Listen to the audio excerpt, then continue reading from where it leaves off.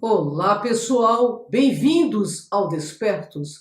Eu sou Cris de Pascoal, estou aqui com Maria Cepereda, autora da série de livros O Som Negro e professora do método de integração. Tudo bem, Maria? Como vai você? Olá, Cris. Olá, todo mundo. Faz um tempinho aqui que a gente não tinha realmente conseguido se juntar para gravar o programa Despertos, mas agora vai ter uma seguidinha aí, dois programas já prontos e um terceiro em vista.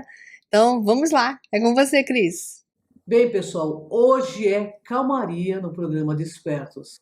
Eu vou começar fazendo um pequeno resumo do filme. Todo mundo sabe tudo na ilha de Poimés, exceto Walker Dell, personagem principal, veterano de guerra e recluso atual na ilha lenta e isolada. Baker se escondeu longe do seu passado, de suas responsabilidades e, às vezes, de seus próprios pensamentos. Ele vive seus dias previsíveis, levando seu barco bom e velho Serenade para o oceano, ocasionalmente com turistas e pescar aí com o dinheiro. Mas na maioria das vezes, Biker simplesmente caça um peixe gigante que ele chama de justiça. Essa caçada, esse desejo compulsivo, consome todos os seus momentos de vigília, permitindo que ele se desconecte de sua vida anterior. Mas justamente quando ele começa a pensar que está fazendo algum progresso emocional, sua deslumbrante ex-esposa Karen aparece do nada. E não para uma visita casual. Não, Karen tem uma proposta. Ela dará a Baker 10 milhões em dólares em dinheiro se ele simplesmente jogar o marido abusivo ao mar como alimento para os tubarões. É uma oferta tentadora. Agora Baker Dell deve decidir entre justiça ou serenidade, entre certo e errado, em uma ilha onde as linhas de moralidade são frequentemente borradas e nada é o que parece.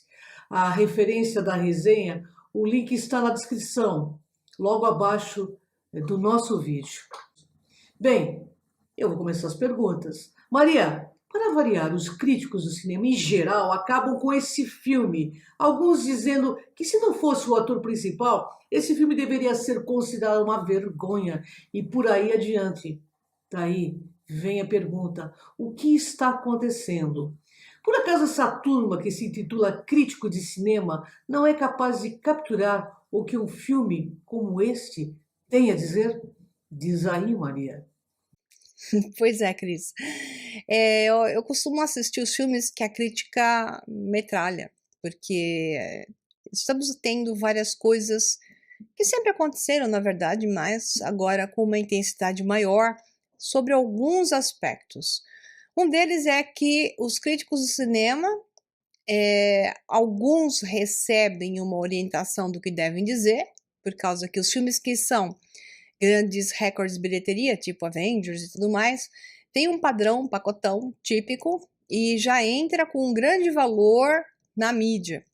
Então, grandes diretores que agora, ou produtores que agora até foram retirados de Hollywood, eles eram assim porque tinham uma rede de chantagens, por um lado, ligados a envolvimentos de escândalos sexuais de atores e de críticos e de personalidades famosas da área, né?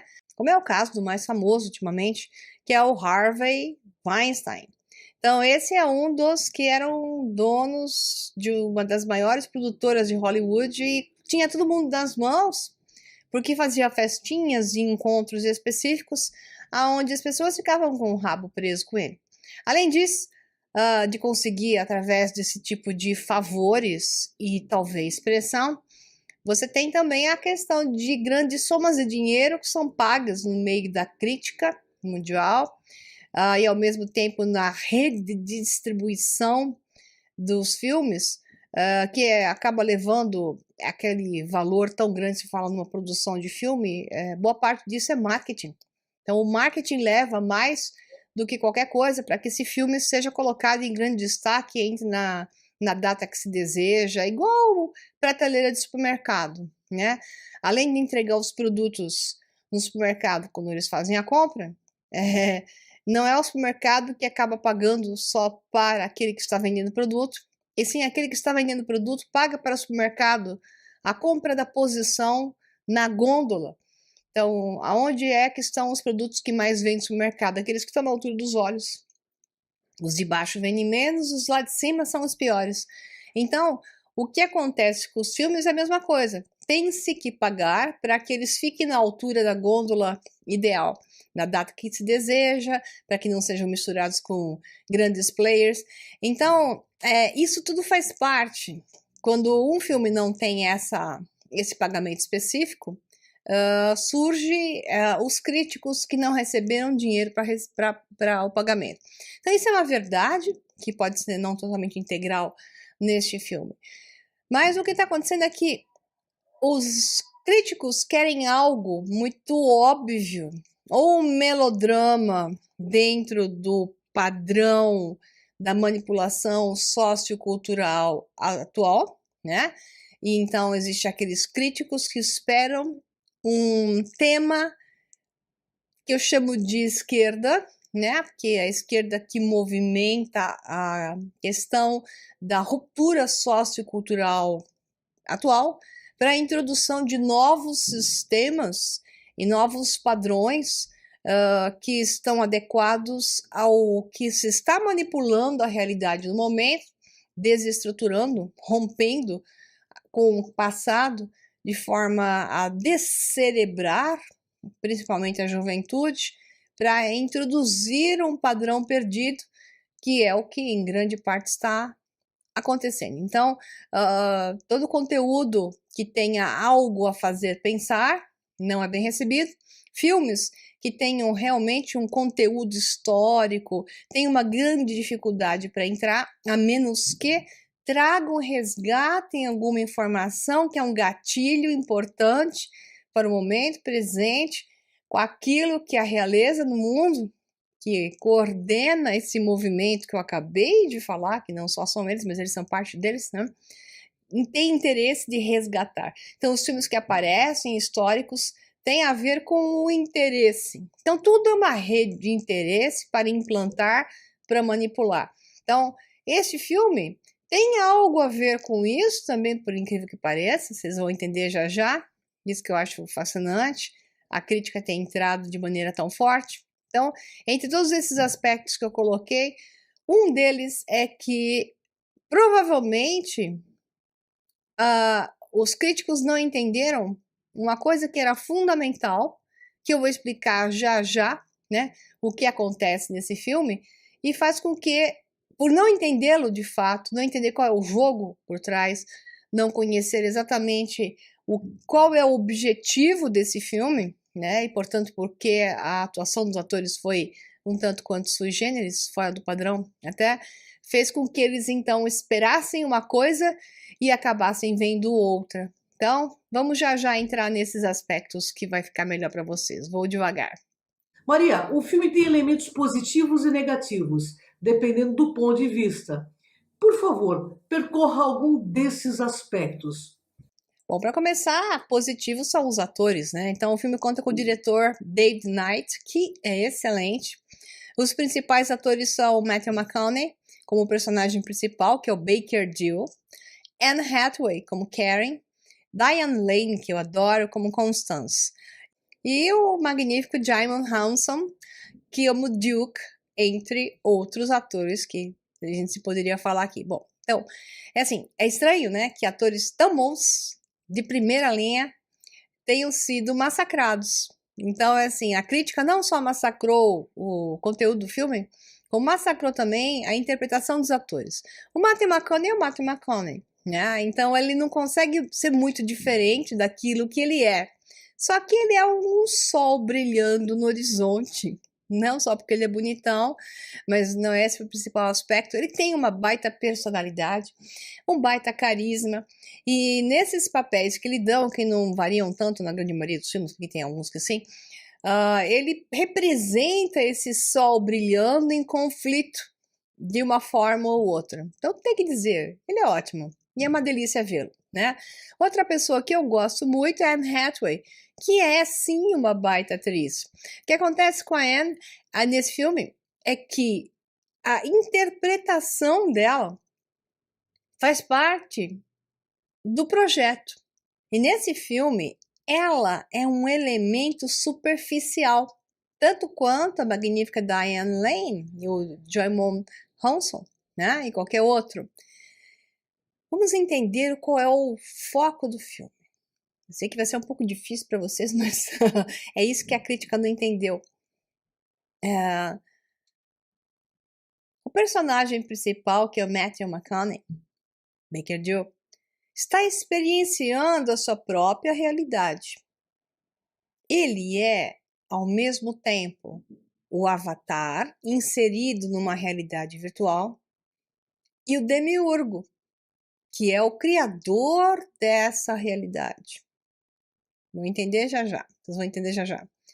O demiurgo é aquele que pode estar inserido na trama com uma personificação específica ou até com várias personificações e usufruir de vários aspectos ao mesmo tempo, como é o desdobramento, por exemplo, dos deuses hindus, né?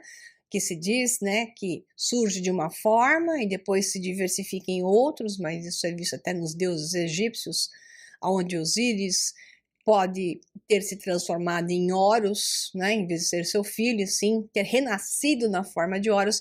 Então existem as personificações múltiplas, como Ísis na forma de Hathor e por aí vai. Então, o demiurgo da realidade, aquele que tem um poder de manipular a realidade, se apresenta de diversas maneiras, certas vezes como seu próprio filho, ou até representando o seu próprio pai, porque o personagem em si é irrelevante. Então nós temos uma visão que não está clara até o final do filme. Então, se você não assistiu o filme, é melhor você não pegar esta parte, porque vai dar spoiler. Então, se você fica chateado com spoiler, não assista. Se você já viu o filme, então tá tudo bem. E se não viu e não fica chateado com spoiler, no meu caso, continue em frente. Então, só no final do filme se revela o aspecto que é a discussão principal. Isto é uma realidade virtual. Então, Baker Dill é o centro, tanto criador da realidade, como o explorador de vários ângulos dessa realidade. Os personagens que estão ali inseridos são, na verdade, programas. Então, Anne Hathaway se comporta como se estivesse em um mundo sonâmbulo, com uma expressão limitada, com um raciocínio limitado, porque ela só conhece o conteúdo do programa que ela representa. É um protótipo de um zumbi, só que bonitinho, porque ela é lindinha.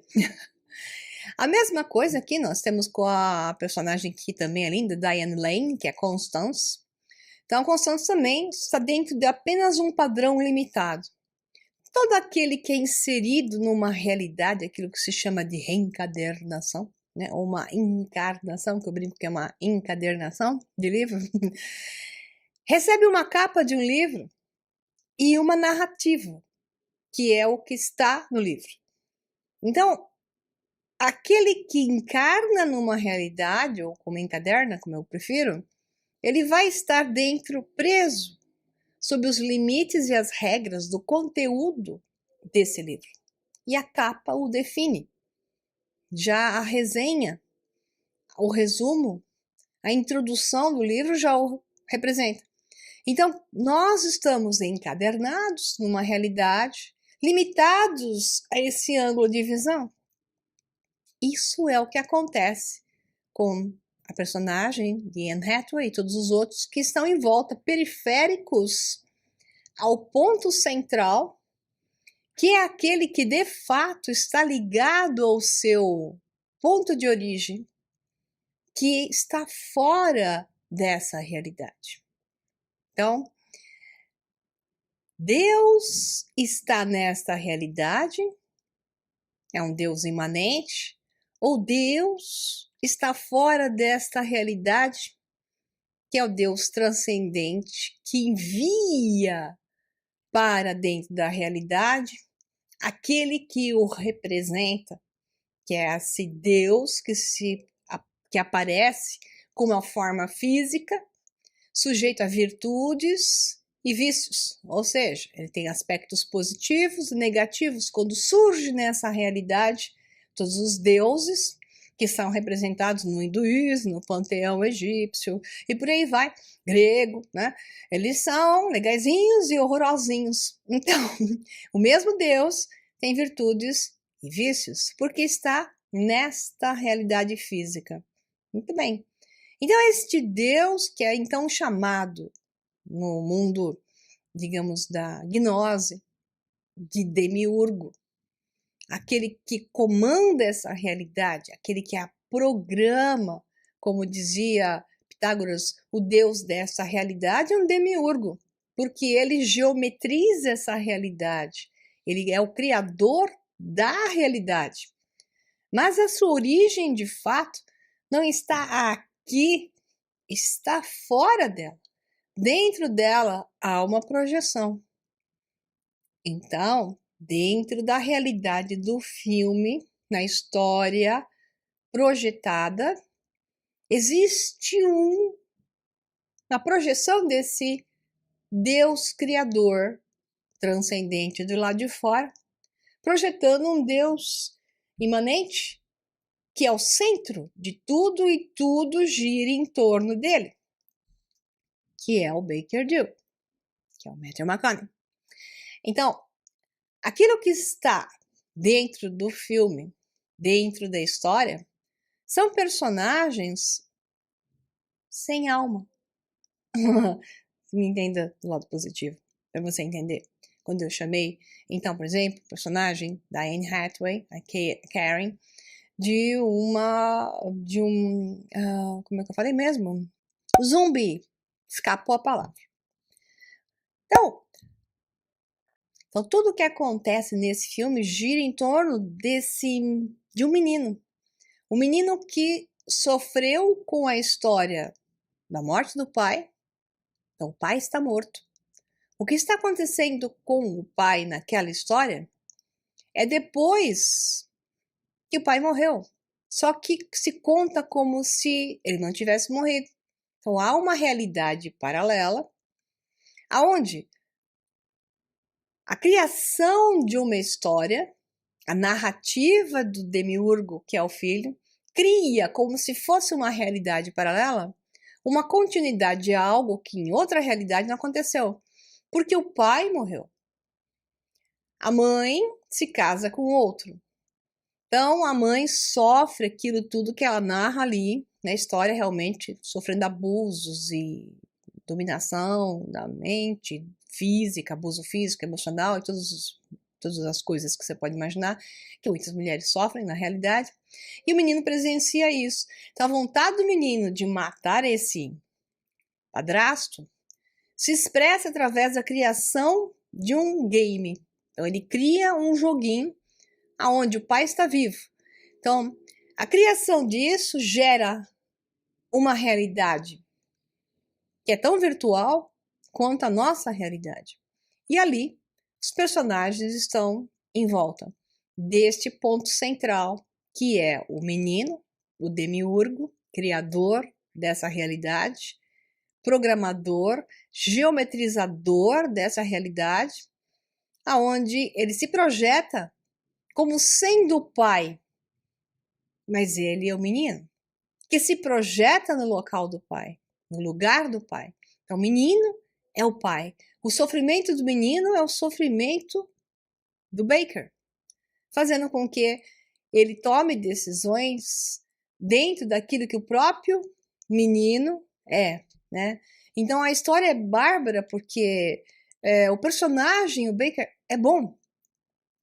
Ele é um ser bom. O menino não foi capaz de descaracterizar seu pai, porque ele é um personagem bom. Isso é muito interessante ver na história, né? Então, o menino tinha como um ser bom, não consegue descaracterizar esse homem. Dificulta o tempo todo, mostra uma luta entre eu quero que esse meu padrasto seja morto, então ele cria a situação da vontade da mãe, querendo realizar isso, a intenção de fazê-lo e a própria obstrução dele para com ele mesmo, porque ele sabe que o pai dele não faria uma coisa dessa. Né? Então, assim, a história é bárbara, o drama é interessante e principalmente a projeção numa realidade paralela, onde o centro está claro, e isso não ficou claro para os críticos, e os outros são periféricos. O interessante é que a Anne Hathaway tem aceitado fazer um papel onde ela se comporta como se fosse realmente uma boneca, atuando como se fosse uma boneca sem alma, né? Simplesmente manejando uma resposta a um pequeno programa e não em uma grande atuação que não é permitida lá, porque ela não tem alma. É fascinante a questão. É com você, Cris. Agora sim, aí vem a coisa mais interessante a dizer sobre esse filme. Maria, quem é o criador da realidade? E afinal, qual é a realidade que nos achamos imersos e quais são as outras? Belíssima pergunta, né? Porque de certa forma eu já estava respondendo um pouco sobre isso. Quem é o criador dessa realidade? Depende do ponto, como é que nós vamos responder isso. Se vamos responder filosoficamente, gnosticamente, ou usando a ciência, a física como um todo. Então eu vou utilizar uma mistura de estudo de uma forma bem mais simplificada, que eu tenho um curso inteiro. Em vários cursos eu abordo isso, porque isso é o mais importante que o ser humano tem a aprender, é que ele mesmo é o criador da sua própria realidade. E não diferentemente do menino, está o tempo todo projetando, geometrizando aquilo que vai acontecer a seguir. E o principal ponto que o mundo é desta forma é que as pessoas não se dão conta da sua responsabilidade por aquilo que está acontecendo à sua frente. E simplesmente passam a se posicionar numa posição greco-romana, né, de o mundo ser o responsável e estamos sempre com a vontade dos deuses sobre nós. Interessante o ponto da vontade dos deuses sobre nós. Então, recebemos a consequência da ira dos deuses. Isso não é só greco-romano, mas é um exemplo. O homem é o criador da sua realidade. E ele está, como no filme, dentro e fora dela.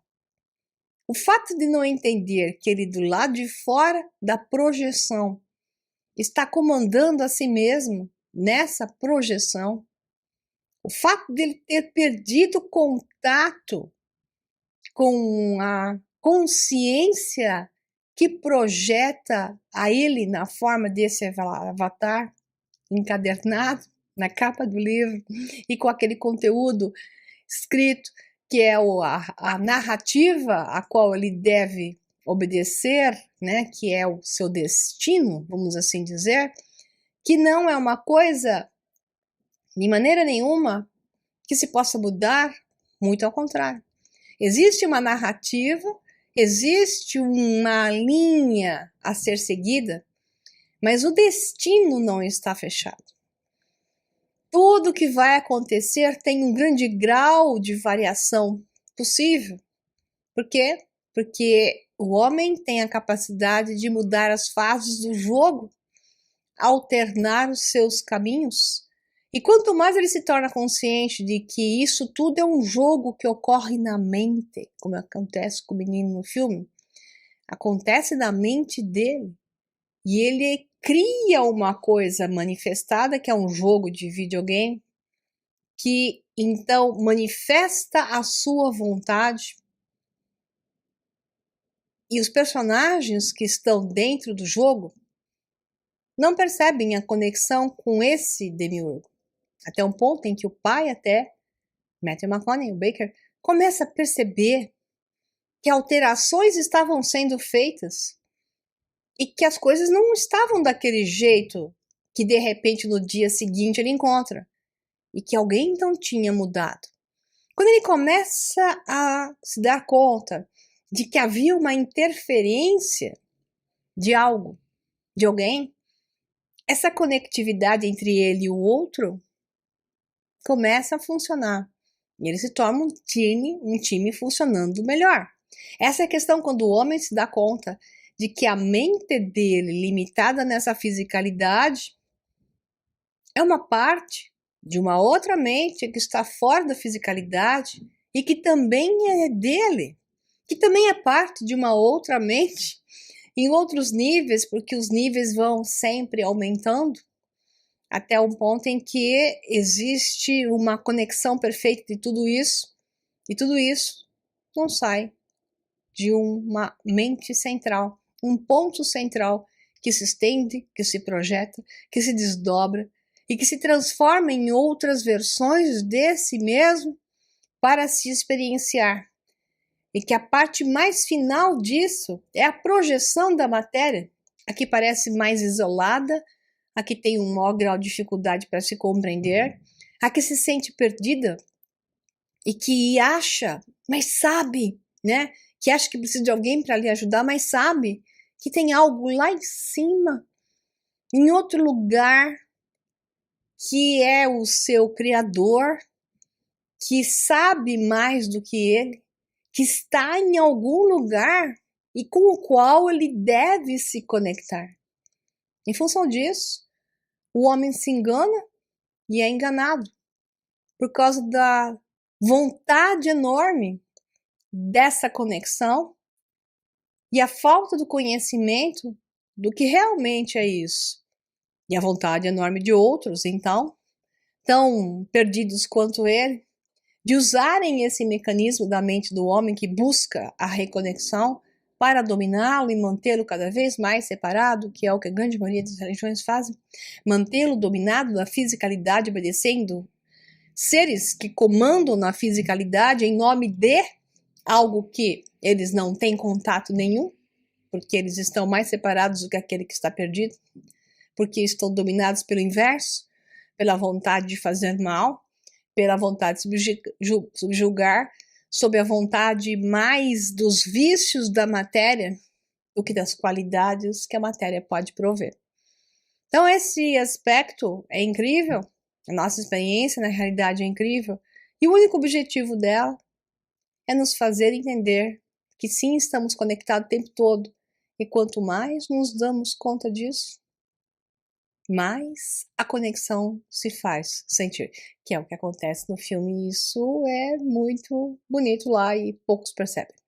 Então eu poderia ficar falando aqui horas, não é objetivo, né? Eu falo isso nos cursos com muito conteúdo, nos cursos que eu costumo ministrar com muito conteúdo, com muita base, para que as pessoas possam entender quem realmente são nessa realidade e que não estão sós, estão sempre conectadas a outras partes de si mesmas, devem aprender a se desconectar dos que querem dominar aqui, para que permita a conexão com um nível maior. Só que essa conexão não é para fugir daqui, e sim para aprender a lidar com isso com uma maior capacidade e poder.